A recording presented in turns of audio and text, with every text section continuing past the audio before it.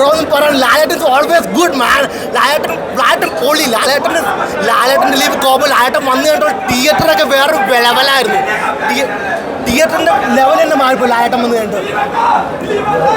മൊത്തത്തിൽ പടം സൂപ്പറാണ് ബ്രോ. ഞാൻ പറഞ്ഞു മടുത്ത്. കാരണം എൻ്റെ സൗണ്ട് വരെ പോയി. കാരണം ഉള്ളിലിരുന്ന് ഒച്ചപ്പാടും വേണം തന്നെ. നമുക്ക് കൈയടിക്കാണ്ടിരിക്കാൻ പറ്റില്ല.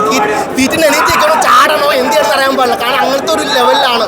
കാരണം തുടക്കം മുതൽ അവസാനം 3 മണിക്കൂർ നിങ്ങൾക്ക് എൻജോയ് ചെയ്യണമെങ്കിൽ ടിക്കറ്റ് ബുക്ക് ചെയ്ത് 110% ഷുവർ ചെയ്യാനായിരുന്നു. അത്രയ്ക്ക് ലെവൽ പടം ചെയ്ത് വെച്ചിട്ടുണ്ട്. ഇതാണ് പടം. ഇത് കംബാക്ക്. ദിലീപിന് കംബാക്ക് എന്ന് പറയാൻ പറ്റും.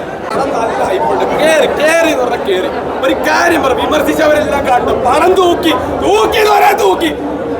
അഴിഞ്ഞാട്ടാണ്. മോഹൻലാലും ദിലീപേട്ടും അഴിഞ്ഞാട്ടം അടിപൊളി മൊത്തം ഒരു അടിപൊളി എന്റർടൈൻമെന്റ് ആണ്. വെറൈറ്റി പടമാണ്.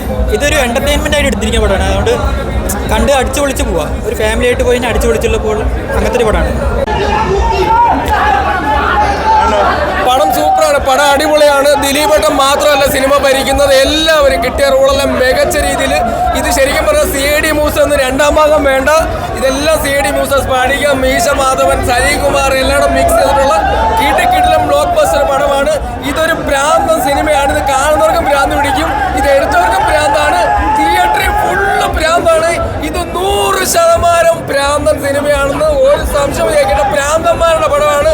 നിങ്ങൾ ക്രിസ്മസ് ആയിട്ട് എല്ലാവർക്കും ഭ്രാന്ത് പിടിക്കും. എനിക്കും വട്ട് പിടിച്ചിട്ടാണ് അറിയുന്നത്. നല്ല പടം, അടിപൊളി. ഇത് വിവാദങ്ങളിൽ പെടുത്തരുത്. ദയവേത് നെഗറ്റീവ് അടിക്കരുത്. ഇത് ദയവേത് ആറാട്ടണ്ണനൊന്ന് കാണുക. ഫിഗർ ഔട്ടായ ആറാട്ടണ്ണനൊന്ന് കാണുക. ആറാട്ടണ്ണനെ ഉൾപ്പെടുത്തിയ ഒരു പടമാണ്. ദയവേത് ഒരു കമ്പാക്ക് ആകാൻ കൂടെ കിട്ടട്ടെ. ഇത് കണ്ടിട്ട് ഫുൾ ഭ്രാന്ത്. എനിക്ക് വട്ടായി. സത്യം പറഞ്ഞാൽ ഇത് 100% വട്ടന്മാരുടെ പടമാണ്.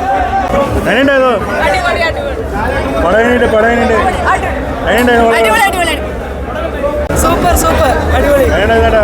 ഗില്ലി ബാല ഹരഹര ഒരു തെലുങ്ക് പടം കണ്ട ഫീലിംഗ് ആയിരുന്നു കേട്ടോ. ഭയങ്കര കളർഫുള്ളായിരുന്നു. സംഭവം പൊളിച്ചു.